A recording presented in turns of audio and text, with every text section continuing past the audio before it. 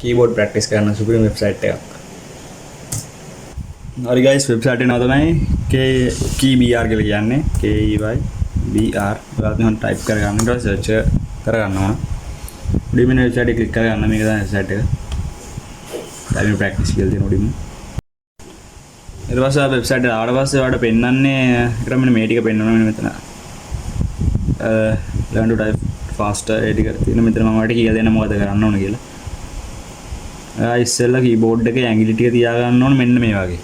ඔයාත් මේ වගේ ප්ලේස් කරගන්න. මෙතන F අකුරයි G අකුරයි කීබෝඩ් එකේ F අකුරයි G අකුරයි ඇති අනිවාර්යෙන් මොකක් හරි ඉදි කැල්ලක්. ඔය අතනින් තමයි අත් දෙකේ ඇඟිලි දෙක තියා ගන්න ඕන. මෙන්න මේ විදිහට.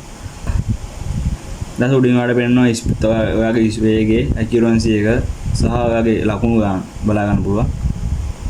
හරි එච්චර තමයි මෙතන දෙකකට තියෙන්නේ මේවා. ඔයාලට තීරේ කරගෙන යද්දි. හරි guys. ඉතින් ඔයාලට පුළුවන් මේ කට්ටිය දෙන සාම්පල් ටයිප් කරලා ඔයාගේ ස්පීඩ් එක හදා ගන්න.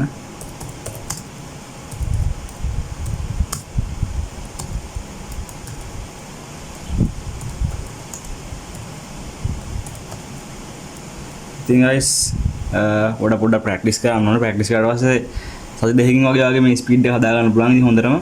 ඉතින් guys වීඩියෝ වටනවා නේ වන්න ෆලෝ එකක් දාලා තියාගන්න. එහෙනම් guys see you.